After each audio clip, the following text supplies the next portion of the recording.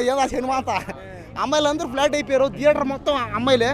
ఈ దెబ్బతో ఖచ్చితంగా ఈ సినిమా 1000 కోట్ల క్రాసింగ్ అయిపోయింది అంతే. ఇంకా 1,00,000 కోట్లు అయినా కూడా అది కామన్ అది.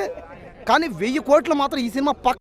మీరు చూస్తూ ఉండండి, హృతిక్ రోషన్ కూడా పనిరాడు అంతే. ఇంకా ఈ సినిమా దెబ్బకి మిగతా సినిమాలని ఆపేసుకోవాలి అంతే. ఇంకా థియేటర్లని బద్దలైపోతాయి అంతే. ఇంకా అబ్బాబా ఏముందా మేడం, దయచేసి అలా అనకండి మేడం. దేశం కోసం ఆయన ఛాంపియన్ అయ్యాడు. ఛాంపియన్ అంటే ఏంది?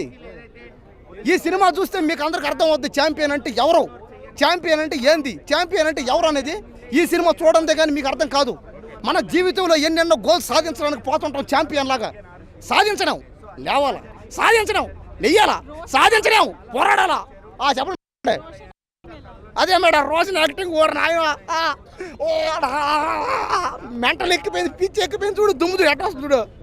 సినిమాలో డ్యాన్స్ చేసి ఎగిరి అరిచి తల అంతా దుమ్ము ఎక్కిపోయింది, జుట్టు మొత్తం ఊడిపోయింది. పోయా రోజునన్న యాక్టింగ్ చేస్తున్నాను సేపు. అసలు ఎలా చేస్తానంటే ఒక రామ్ చరణ్, ఒక ఎన్టీఆర్, ఒక పవన్ కళ్యాణ్, ఒక ప్రభాసు, చిరంజీవి, బాలకృష్ణ, నాగార్జున, వెంకటేష్ అందరినీ మించిపోయాడు, ఎదిగిపోయాడు. ఆ హైట్ అమ్మాయిలు అయితే ఆ హైట్కి ఫ్లాట్ అయిపోయారు అంతే. వాళ్ళకి ఆ హైట్కి అమ్మాయిలు అందరూ అన్న వచ్చేట్ల థియేటర్కి అమ్మాయిలు అందరూ పడిపోతున్నారు, పట్టేసుకున్నారు. నన్ను పెళ్లి చేసుకొని కాబట్టి ఖచ్చితంగా తెలుగు సినిమా ఫీల్డ్కి ఒక సినిమా హీరో దొరికేసాడు అంతే. తిరుగులేని సినిమా హీరో దొరికేశాడు.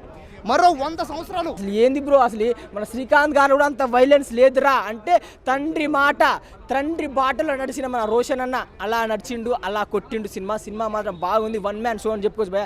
అండ్ సినిమాలో మాత్రం క్యూట్గా ఒక సాంగ్ ఉంటుంది భయ, గిర సాంగ్ ఉంటుంది భయ. ఆ సాంగ్ మాత్రం ఇద్దరు డాన్స్ అంటే యూట్యూబ్లో వస్తే అనిపిస్తుంది, కానీ 70mm స్క్రీన్లో వస్తే అదిరిపోయింది భయ.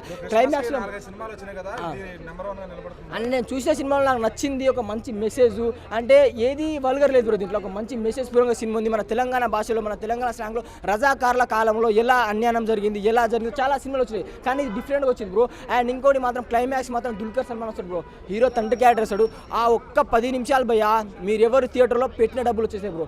ఆ టికెట్కి చాలు బ్రో. 10 నిమిషాలు ఆ డైలాగ్, కొన్ని డైలాగ్స్ ఉంటాయి, చెప్పొద్దు, బయటికి రావద్దు.